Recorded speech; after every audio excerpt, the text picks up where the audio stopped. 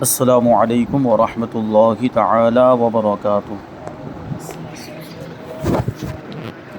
نحمده ونصلي ونسلم على رسوله الكريم، اما بعد فاعوذ باللہ من الشیطان الرجیم، بسم اللہ الرحمن الرحیم۔ ان اللہ وملائکته یصلون علی النبی یا ایہا الذین آمنوا صلوا علیہ وسلموا تسلیما۔ اللہم صلی علی سیدنا و مولانا محمد معدن الجود والکرم وآلہ الکرام وابنہ الکریم وبارک وسلم صلاۃ و سلاما علیک یا رسول اللہ صلی اللہ تعالی علیہ وسلم۔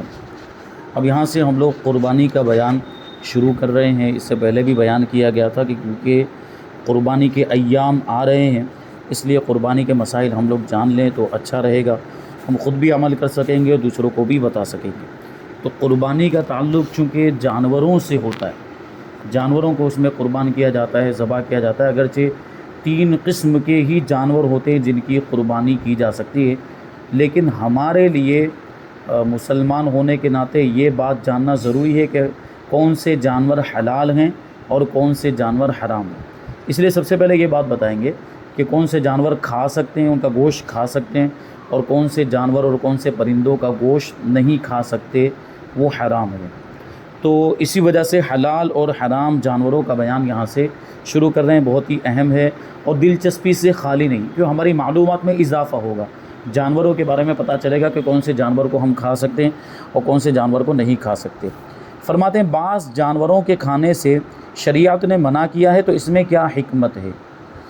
گوشت یا جو کچھ غذا کھائی جاتی ہے وہ جزو بدن ہو جاتی، یعنی بعض جانوروں کو کھانے سے جو منع فرمایا اس کی حکمت بیان کرتے ہیں کہ گوشت کھاتے ہیں، ہم جانور کا گوشت کھاتے ہیں یا جو کچھ بھی گوشت کے علاوہ بھی جو بھی غذا کھاتے ہیں وہ بدن کا حصہ بن جاتی، بدن میں جانے کے بعد بدن کا جز بن جاتی ہے اور اس کے اثرات ظاہر ہوتے ہیں، یعنی پھر انسان کے اخلاق و کردار سے اس کے اثرات ظاہر ہوتے ہیں، کبھی جسم میں بھی اس کے اثرات ظاہر ہوتے ہیں۔ کوئی اگر ایسی چیز کھا لی ہے جو مضر ہے، نقصان دہ ہے، تو جلد کی بیماریاں بھی ہو جاتی، چمڑی کی بیماریاں ہو جاتی ہیں، کبھی دوسری کوئی بیماریاں ہونے لگ جاتی ہیں، جیسے بخار آنے لگ جائے گا یا کوئی اور بیماری ہو گئی۔ تو یہ جو چیز ہم کھاتے ہیں یہ اس کا اثر ہوتا ہے۔ اس سے پتہ چلا کہ ہمیں اچھی چیزیں کھانی چاہیے اور بری چیزیں نہیں کھانی چاہیے، جو گندی چیزیں ہیں ان سے بچنا چاہیے۔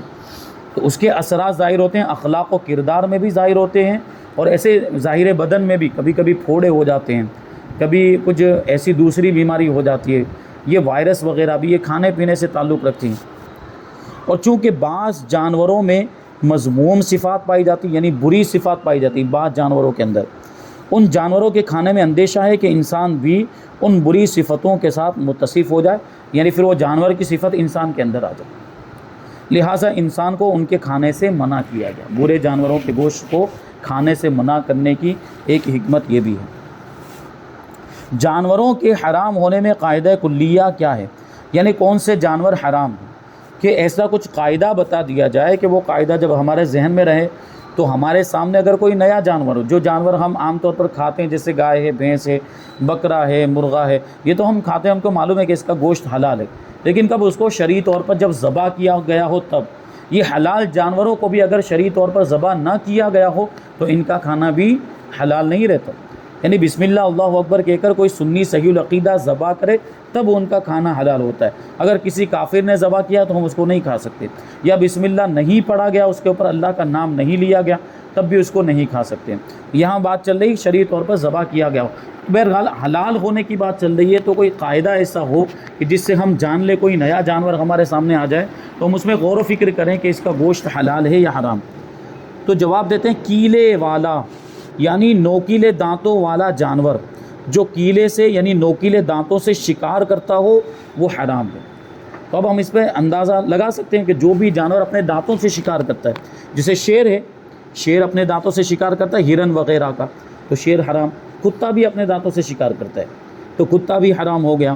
بھیڑیا بھی اپنے دانتوں سے شکار کرتا ہے، چیتا بھی اپنے دانتوں سے، تو جو بھی جانور ایسا ہوگا جو اپنے دانتوں سے شکار کرتا ہوگا، چیڑ پھاڑ کرنے والا جانور، درندہ جانور، وہ حرام۔ जैसे शेर है, गीदड़ है, लोमड़ी है, बिज्जू है, कुत्ता वगैरह, कि इन सब में कीले होते हैं यानी दांत होते हैं और ये शिकार भी करते हैं। ऊँट के कीले होते हैं यानी ऊँट के भी ऐसे नोकीले दांत होते हैं, मगर वो अपने दांतों से शिकार नहीं करता। ऊँट शिकार करके अपने दांतों से शिकार करके नहीं खाता है, बल्कि वो तो घास फूस और दरख्त वगैरह पत्ते वगैरह खाता है ऊँट।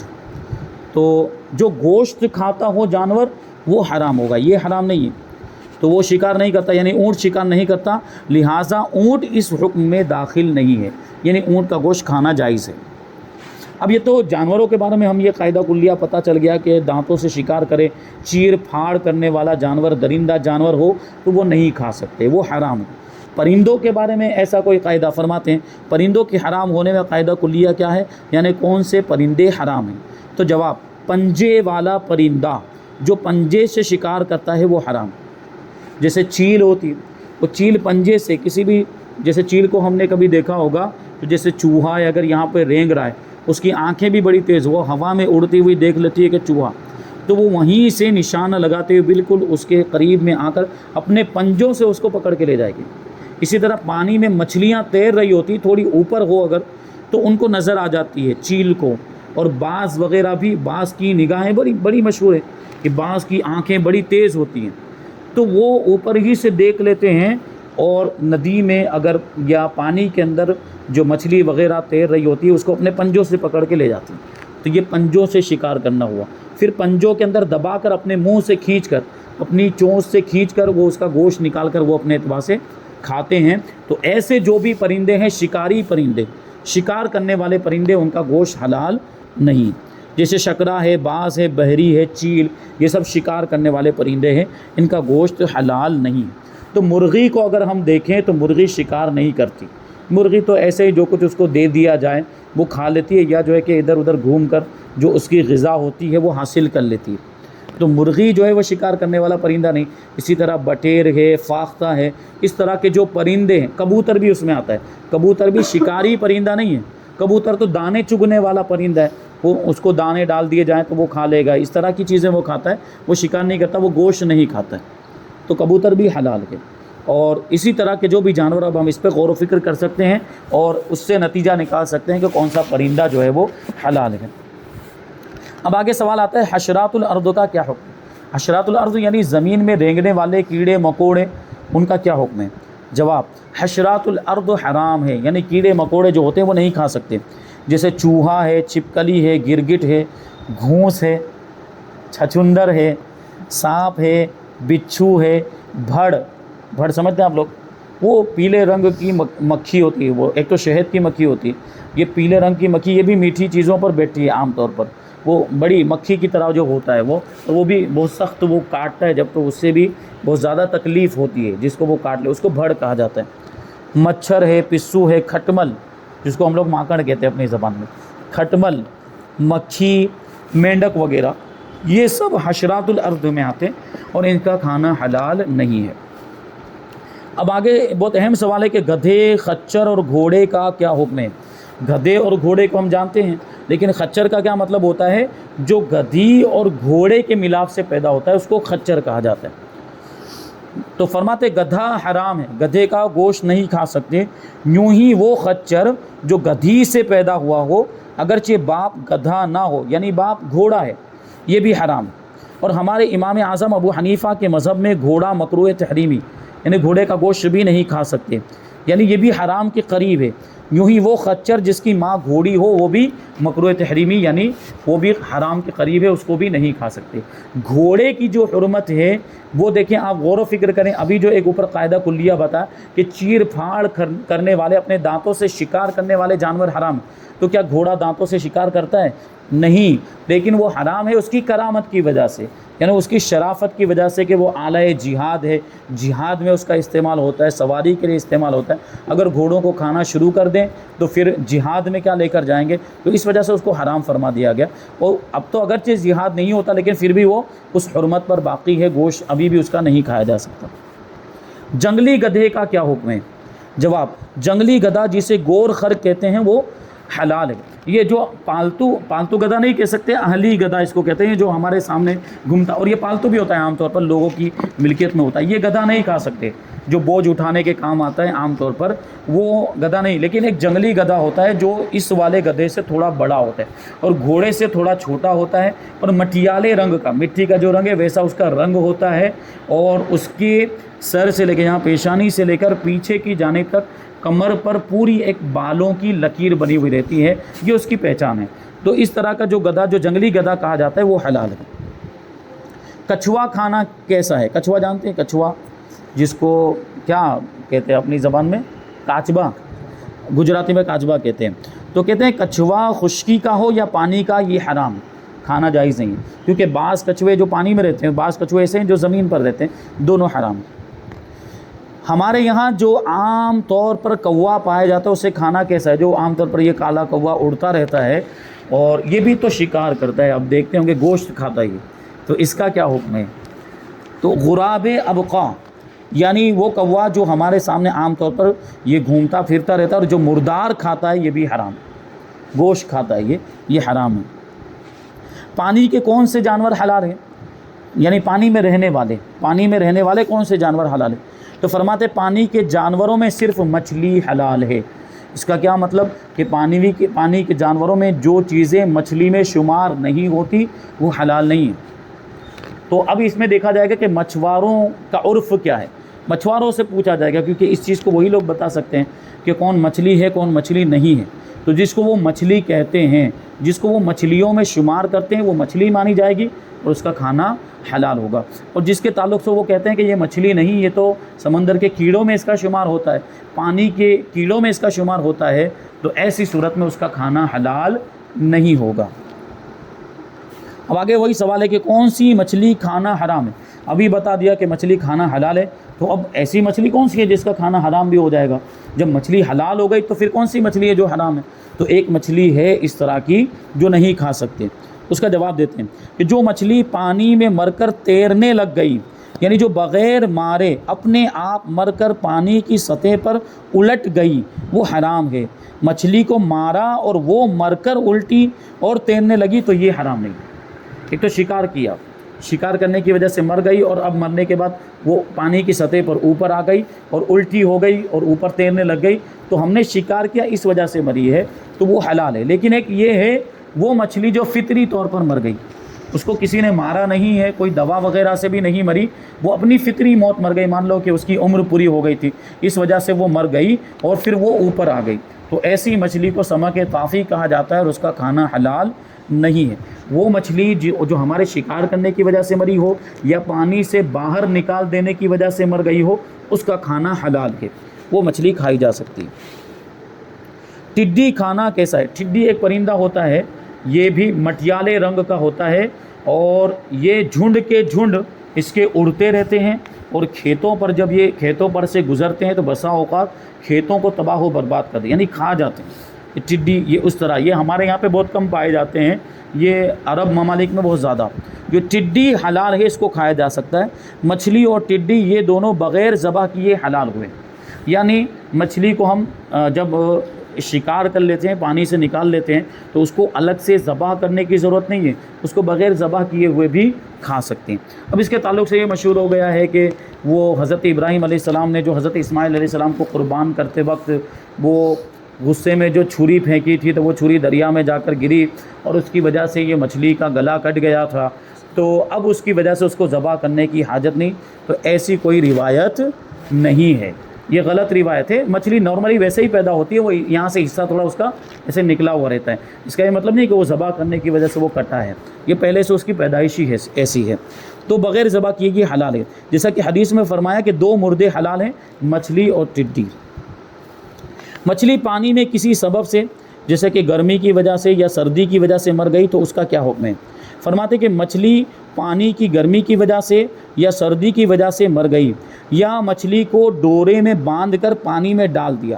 کبھی ایسا کر سکتے ہیں، مچھلی کو پہلے نکال دیا اور اپنے پاس کوئی پانی رکھا ہوا تھا بالٹی وغیرہ میں، اس میں پہلے رکھ دیا، پھر اس کو ڈورے سے باندھ دیا، کسی رسی سے باندھ دیا اور دوبارہ اس میں ڈال دیا اور وہ مر گئی، یا جال میں پھنس کر مر گئی، मछली पकड़ने के लिए जो जाल डाला जाता है उसमें वो फंस कर मर गई, या पानी में कोई ऐसी चीज़ डाल दी जिससे मछलियाँ मर गई, जैसे दवा वगैरह डाल देते हैं उसकी वजह से मछलियाँ मर गई, और ये मालूम है कि उस चीज़ के डालने से मरी, किसी और वजह से नहीं मरी, या घड़े या गड्ढे में मछली पकड़ कर डाल दी।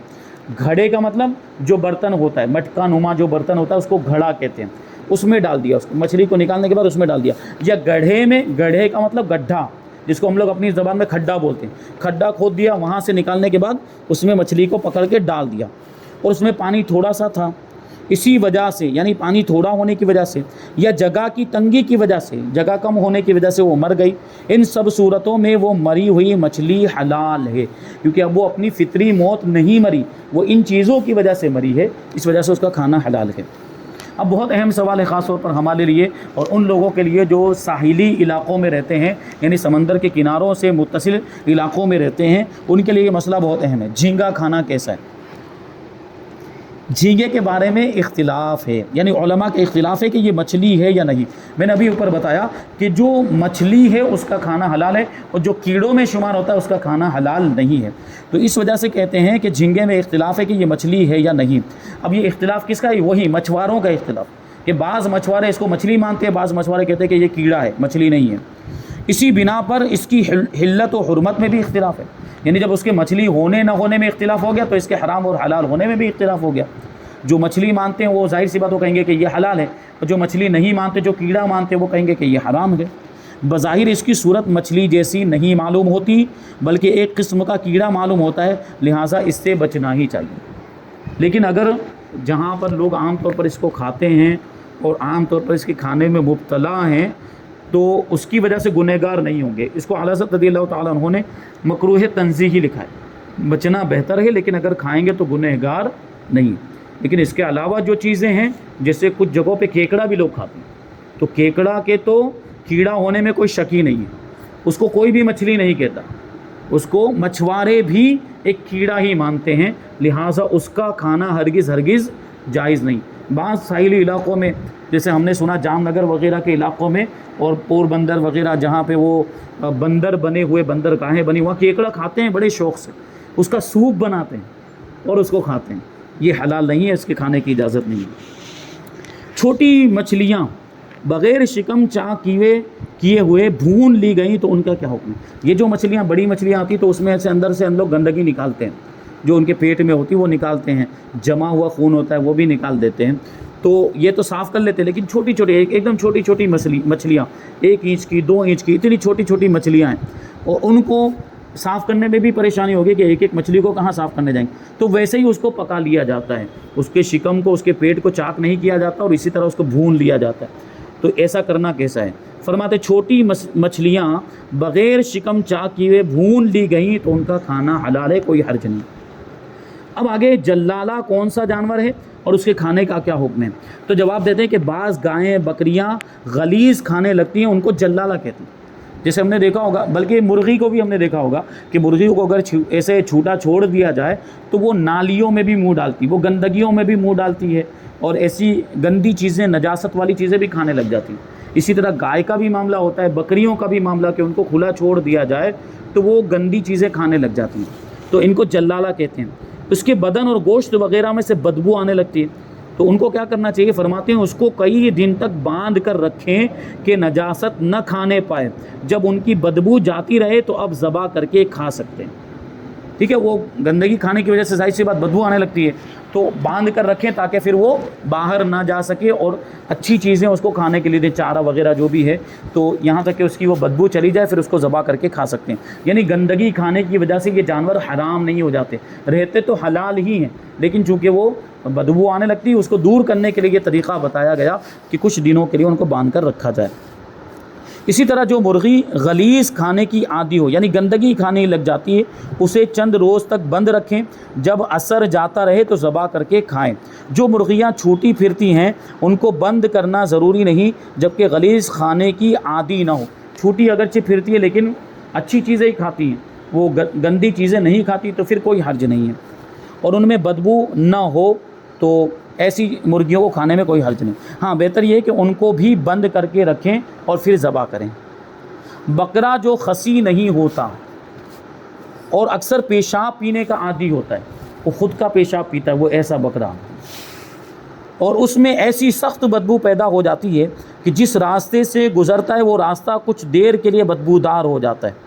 اس کا بھی حکم وہی ہے جو جلالہ کا ہے کہ اگر اس کے گوشت سے بدبو دفع ہو گئی تو ذبح کر کے کھا سکتے، ورنہ مکروہ اور ممنوع ہے، یعنی پھر اس کو بھی باندھ کر رکھا جائے گا، کچھ دنوں کے لیے اس کو باندھ کر رکھیں یہاں تک کہ اس کی بدبو دور ہو جائے، اچھا کھانا کھلایا جائے، اچھا چارہ وغیرہ کھلایا جائے، اس کی جب بدبو، اور اس کو اس انداز میں باندھیں کہ وہ پیشاب بھی نہ پینے پائے، پھر وہ جب بدبو دور ہو جائے تو اس کو ذبح کر کے کھا سکتے ہیں۔ ابھی اس سے پہلے جب ہمارا سوال جواب کا پروگرام ہوا تھا تو اس میں ایک سوال یہ پوچھا تھا کہ کچھ لوگ بکروں کو معاذ اللہ شراب بھی پلاتے ہیں، ان کو موٹا تازہ کرنے کے لیے شراب پلاتے ہیں، تو یہ عمل ناجائز و حرام ہے، شراب پلانا بکرے کو جائز نہیں، لیکن کیا شراب پلانے کی وجہ سے وہ بکرا حرام ہو جاتا ہے؟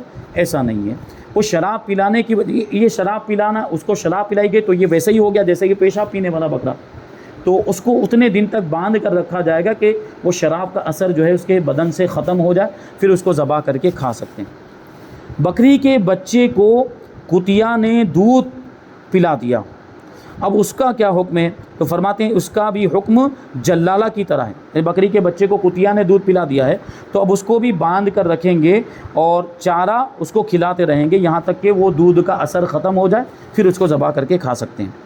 اب آگے بہت اہم سوال ہے، کہتے ہیں کہ بکری سے کتے کی شکل کا بچہ پیدا ہوا تو اس کے کھانے کا کیا حکم ہے؟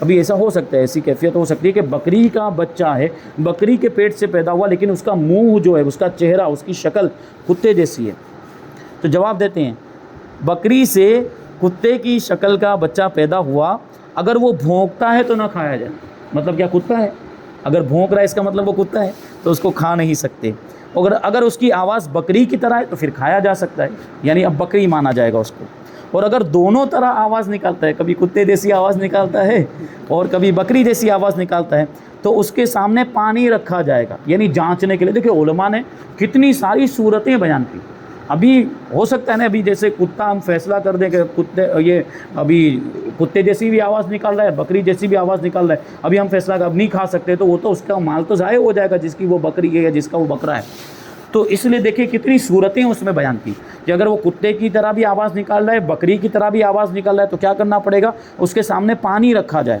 اگر زبان سے چاٹے تو کتا ہے، کیونکہ وہ کتا جو پانی پیتا ہے وہ زبان سے چاٹ کر پیتا ہے، اور اگر منہ سے پیے تو بکری ہے، کیونکہ بکری منہ ڈال کے پیتی ہے، اور اگر دونوں طرح پانی پیے تو اس کے سامنے گھاس اور گوشت دونوں چیزیں رکھی جائیں، گھاس کھائے تو بکری ہے، مگر اس کا سر کاٹ کر پھینک دیا جائے گا، کیونکہ سر تو کتے والا ہے، تو سر کاٹ کے الگ کر دیا جائے گا، جسم والا جو گوشت ہے وہ کھا سکتے ہیں۔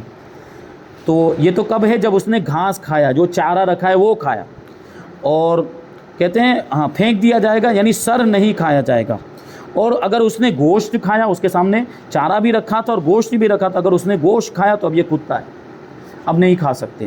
اور اگر دونوں چیزوں کو کھا لیا، گھاس کو بھی کھا رہا ہے اور گوشت کو بھی کھا رہا ہے، تو کہتے ہیں اسے ذبح کر کے دیکھا جائے گا، اس کے پیٹ میں اگر معدہ ہے تو کھا سکتے ہیں، اور اگر معدہ نہ ہو تو نہ کھائیں۔ معدہ کسے کہتے ہیں؟ پیٹ میں کھانا جمع ہونے کی جگہ، جہاں پہ کھانا جمع ہوتا ہے پھر فلٹر ہوتا ہے، اور فلٹر ہونے کے بعد گندگی الگ ہو جاتی ہے، اور جو صاف ستھرا ہوتا ہے اس سے گوشت بن جاتا ہے، خون بن جاتا ہے، اس کو کہتے ہیں معدہ۔ تو یہ بکری میں ہوتا ہے، بکرے میں بھی ہوتا ہے، لیکن کتے میں نہیں ہوتا ہے، اس وجہ سے کہتے ہیں کہ اگر معدہ ہے اس کا مطلب یہ ہے کہ وہ بکری ہے، بکرا ہے، اس کو کھا سکتے ہیں، اور اگر معدہ نہیں ہے تو پھر نہیں کھا سکتے۔ تو یہاں تو جانوروں کا بیان ہو گیا، اب یہاں سے کہتے ہیں کہ کون سے جانوروں کا حضور پاک صلی اللہ علیہ وسلم نے گوشت تناول فرمایا، یہ بھی تو جاننا ضروری ہے کہ حضور نے کون سے جانوروں کا گوشت کھایا ہے، اور اس کے بعد ذبح کرنے کا بیان، ذبح کرنے کا طریقہ، یہ ساری چیزیں اس میں آئیں گی۔ اللہ تبارک و تعالیٰ کی بارگاہ میں دعا ہے کہ جو کچھ بھی بیان ہوا اس پر ہم سب کو عمل کرنے کی توفیق عطا فرمائے۔ وما علینا الا البلاغ۔ السلام علیکم۔